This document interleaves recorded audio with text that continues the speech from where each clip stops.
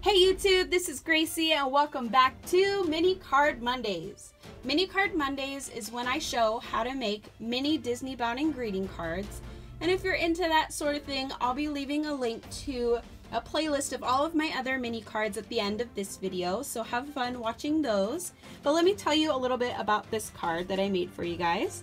It is Disneybounding as Captain Jack Sparrow, one of my all-time favorite characters of live-action Disney movies.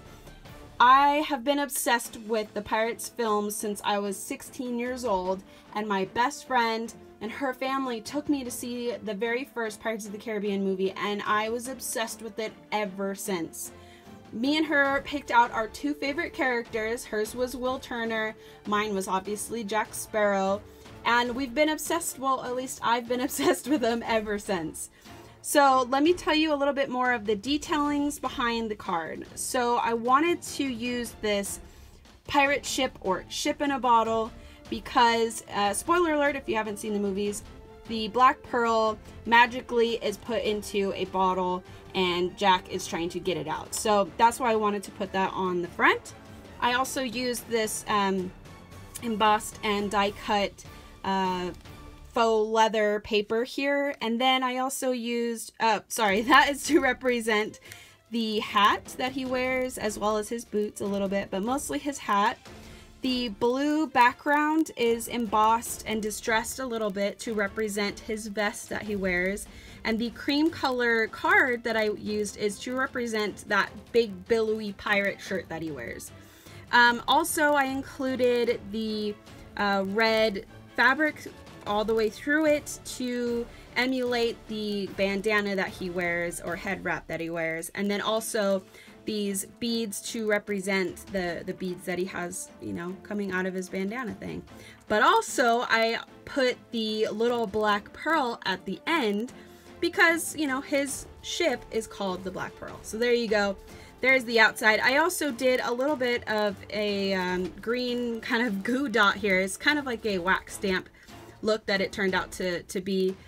This is to represent the green ring that he wears on his index finger, which I have the replica of that I got from Disneyland very long time ago, and I love it. I love wearing it. I actually wore out some of the writing that was on the ring, so I've now kept it on my shelf to preserve it. So that is to emulate the ring. And then on the inside of the card it says Savvy. And I kind of figured you could use this card like, hey, let's go out and do something together, friend. Don't you want to hang out kind of thing? Or, you know, inviting someone on a cruise if you have that kind of money. So I thought that would be kind of cute to just write his like #1 slogan in there. On the back side, I did a little something different. I stamped my G in a little more design work just because I wanted to carry the styling of the letters in here all the way through. So let me quickly move on and show you how to make this card. Let me move some of this stuff aside.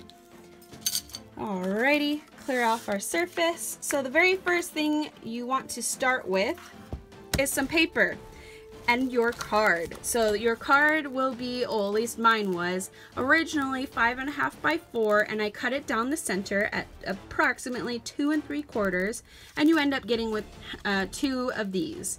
So this one here I will put aside, and this is the paper background that I used.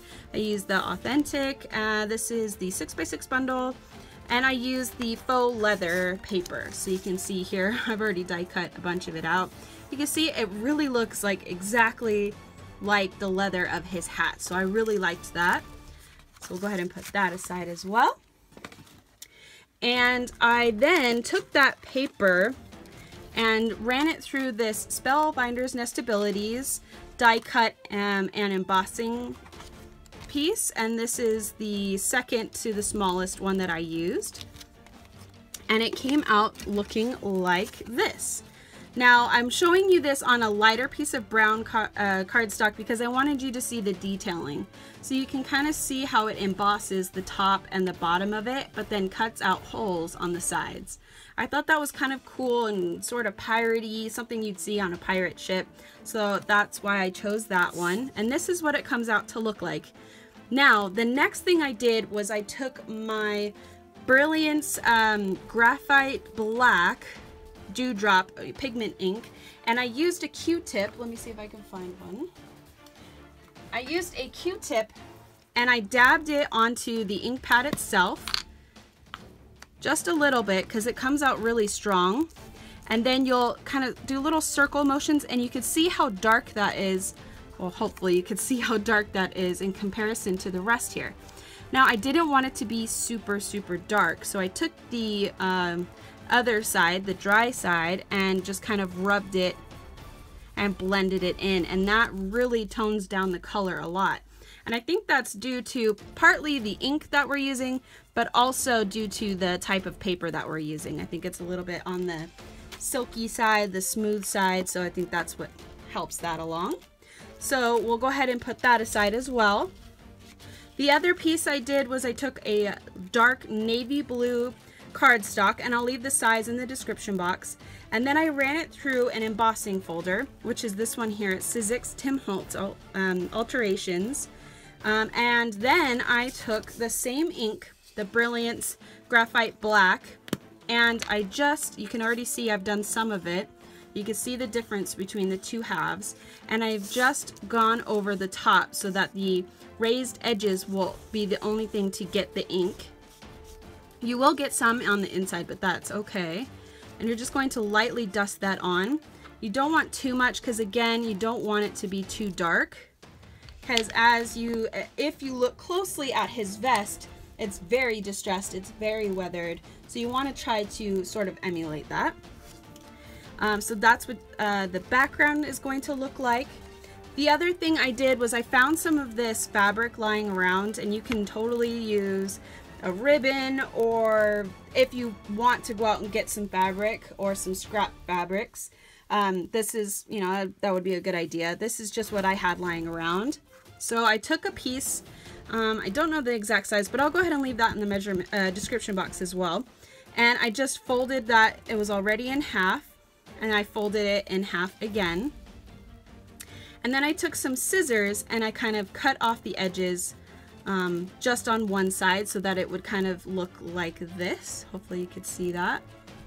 There you go. And then we'll end up wanting to take some scissors and just very lightly kind of chop away at it and make it look even more tethered and weathered.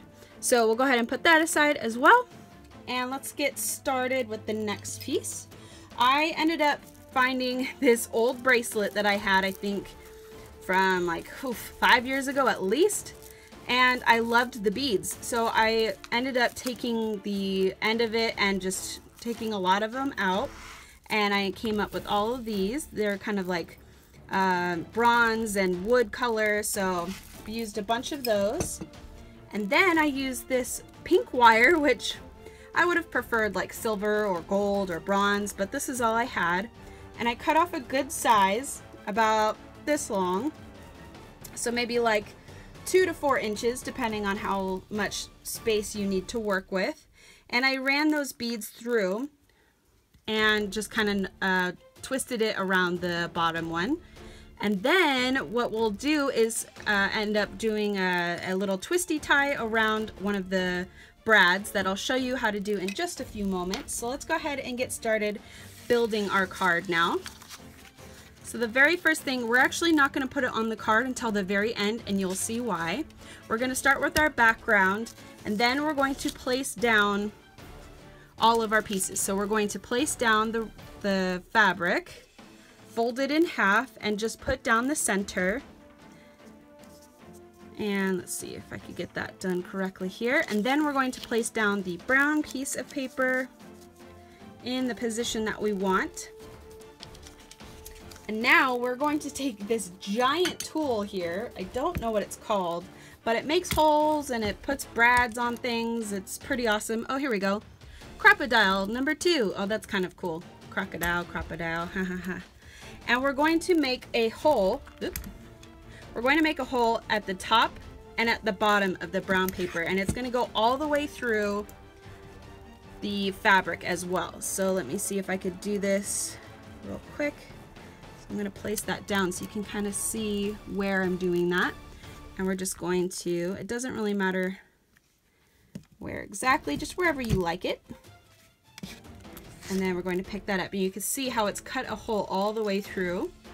And we're going to try our best to do another hole at the very top. Not the very top, but the top section here. And I hope you can see that. So I'm just doing it at the top. You can kind of see a little bit better that way. And we're just going to push that through. There we go. And you'll see some little things left behind. Alrighty. Dust those off. And that is where our brads are going to go. So these are the brads that I was using. We're just going to push those through the holes like so. And then we're going to flip the sides apart and press down. So that will be our placeholder for now. Now we're going to take our wire with all of the beads on it, and we are going to, let's see if I can get another one of these brads out real quick. I forgot to take out 2 of them. And we're going to separate the 2 sides real quick just to make sure we don't mess the card up. And I twisted this around the brad itself. So now what we're going to do, so you can kind of see these little curly cues, I hope. There you go. We're going to run the brad through the brown cardstock as well as the ribbon, so you can see how those are separate. And we're going to put this wire piece back through and onto the brad. So I hope you can see that. We're just kind of piecing it all together. And then we're going to put all of that through the background paper, which is the blue. And now it'll be all the way through. Go ahead and peel these 2 backings apart and pinch. And now you can see this just kind of hangs loosely at the bottom. And we don't need all this excess wire. I ended up using more because I wanted to have enough to grip onto during the video. So keep that in mind, so you don't need that much wire. And it just cuts very well. We'll go ahead and put that aside for another project. Now, we're just gonna leave that. So you don't need to add any glue or pop dots or glue dots, nothing. It's perfect the way it is, just like you. And then we're going to use our stickers, which is the K&Company. And as you can see, I've already used the bottom one, but we're gonna go ahead and use this one now. And going to place that down the center. You could do it, you know, like that if you really wanted, but I like how these brads are gonna show. And just go ahead and place that right there. And this is kind of my excuse, my cheat for making a shaker card without actually making a shaker card, because this is a 3D sticker and there is glitter inside. So I was trying really hard not to make another shaker card for you guys. So this is my cheat for doing that. And now we're going to glue all of that down to the card itself. Pretty simple. Slightly complicated, but pretty simple. And we're just going to use some liquid glue so that way it gets into all those little nooks and crevices. Nooks and crannies, rather. And just kind of make a little design there. And this is my Tombow multi-liquid glue, if you're interested. This holds really well. And you can see here that we've cut the blue cardstock just slightly smaller than the card size itself, because you really want that cream color to show through, because like I said earlier, it does represent the color of his shirt that he wears. That big billowy awesome pirate shirt that he wears. And I say pirate shirt, big puffy pirate shirt, because I'm referencing Seinfeld, even though I don't watch that show. Sorry. Anyway, so there's your finished version of your Captain Jack Sparrow card. I've already stamped on the inside Savvy and my G stamp on the back. I hope you don't mind, I did that ahead of time. This is actually the stamp set that I used to do that. It is the Sizzix stamp set. It's just a bunch of letters and then the little fancy thing at the bottom, which you can intermix any letter that you want. That's kind of the cool part about it. So I just entered my G in the middle of that and stamped it on the back of the card. So there you have it. I hope, oh wait, we almost forgot our last part, the green little emerald slash gem thing that he has on his ring.